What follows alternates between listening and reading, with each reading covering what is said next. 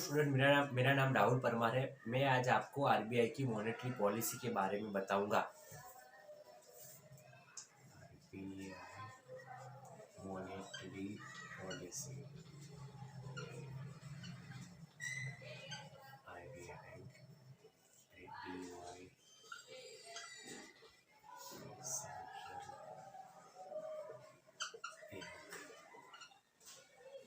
अभी अभी हमको ग्राहक को पैसों की जरूरत पड़ती है तो वो बैंक के पास जाता है पैसे लोन लेने के लिए। बट अगर बैंक को पैसे की जरूरत पड़ी तो वो कहाँ जाता है? तो वो सीधा रिजर्व बैंक ऑफ इंडिया में जाता है। रिजर्व बैंक ऑफ इंडिया में, ओके, पैसे लेने के लिए। बट आरबीआई जानता है कि बैंक जो पैसा देता है ग्राहक को, उसमें वो इंटरेस्ट देता है, इसलिए आरबीआई भी पैसा बिना इंटरेस्ट के नहीं देगी। समझ रहे हो आप? तो वो आरबीआई बैंक को जो पैसा इंटरेस्ट पे देती है उसे रेपो रेट कहते हैं। उस परसेंटेज को इंटरेस्ट के रेपो रेट कहते हैं। ओके, समझ रहे हो?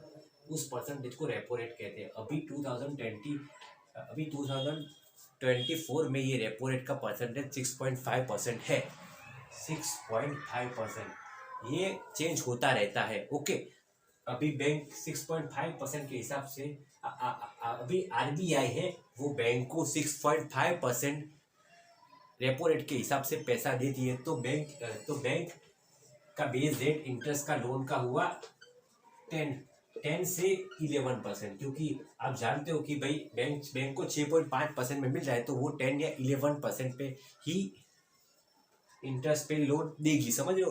तो को कम में नहीं देगी, क्योंकि कम में देगी 8% में देगी तो 4% में देगी तो बैंक उठ जाएगी, तो बैंक कभी चल नहीं पाएगी। समझ रहे हो? तो इसलिए ऑलवेज रेपो रेट से बेस रेट इंटरेस्ट रेट ज्यादा ही होता है। ये रेपो रेट होता है ना, वो 2 या 14 दिन के लिए बैंक पैसा लेती है।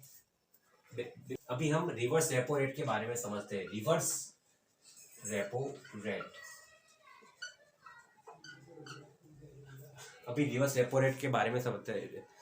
कभी कभी क्या होता है कि बैंक के पास कैश ज़्यादा बढ़ जाती है, तो बैंक क्या करता है, डिपॉजिट ज़्यादा बढ़ जाती है तो बैंक क्या करता है, वो पैसा, उसमें से कुछ पैसा वो आरबीआई में डिपॉजिट करवाता है। समझ लो, आरबीआई को पैसों की जरूरत नहीं, पर बैंक क्या है, आरबीआई पे पैसे जमा करवाता है क्योंकि उसको जरूरत है। समझ लो आप, आरबीआई की कोई जरूरत नहीं, तो इसलिए आरबीआई बैंक को उसमें कम इंटरेस्ट देगा। तो अभी वो इंटरेस्ट रेट है 3.35%। ओके, अभी ये बदलता रहता है। ओके, 3.35% के हिसाब से reverse repo rate bank RBI से उतना इंटरेस्ट उतना इंटरेस्ट प्राप्त करेगा। Okay, third reverse repo rate में आरबीआई बैंक के रिवर्स रेपो रेट में ये बैंक है वो आरबीआई से 3.35% इंटरेस्ट प्राप्त करेगा। ओके, अभी हम सीआरआर के बारे में समझते हैं। Cash reserve ratio, cash reserve ratio. अभी सीआर का फुल फॉर्म है कैश रिजर्व रेशियो।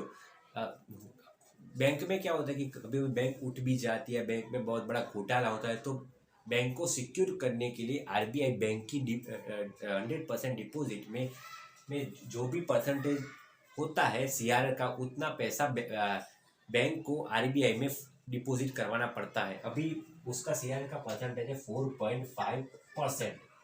ओके, 2024 में ये कैश रिजर्व रेशियो है 4.5। तो उतना पैसा टोटल डिपॉजिट में आरबीआई में, रिजर्व बैंक ऑफ इंडिया में डिपॉजिट करना पड़ता है बैंक को, फर्जियात। ओके, 4.5% डिपॉजिट करना पड़ता है आरबीआई को। 4.5% बैंक को आरबीआई में डिपॉजिट करना पड़ता है। ओके, कैश रिजर्व, उसे कैश रिजर्व रेशियो कहते हैं, क्योंकि भविष्य में बैंक में नुकसान हुआ या बैंक बंद हो गई या बैंक में घोटाला होता है तो ये कैश रिजर्व रेशियो में जो सीआरआर के रूप से पैसा पड़ा है बैंक के, तो आरबीआई के पास, तो आरबीआई क्या करते हैं, वो पैसा ग्राहकों में थोड़ा थोड़ा कुछ जितना आता है उतना ग्राहकों में देती है। तो ये बैंक को सेफ साइड, ये ग्राहकों के लिए अच्छी बात है। ओके, अभी आपको मैं एसएलआर के बारे में बताऊंगा। एसएलआर का फुल फॉर्म है statutory liquid ratio. SLR statutory liquid ratio.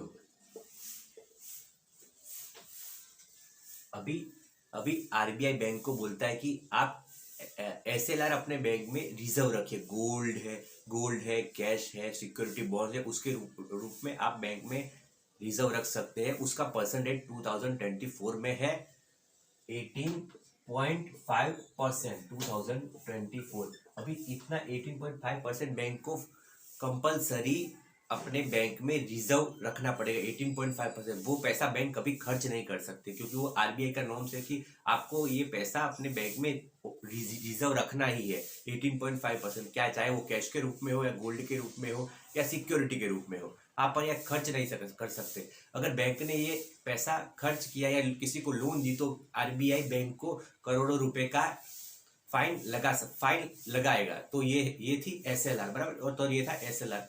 मैं आशा रखता हूँ कि आप आरबीआई की मॉनेटरी पॉलिसी समझ गए होंगे। Thank you.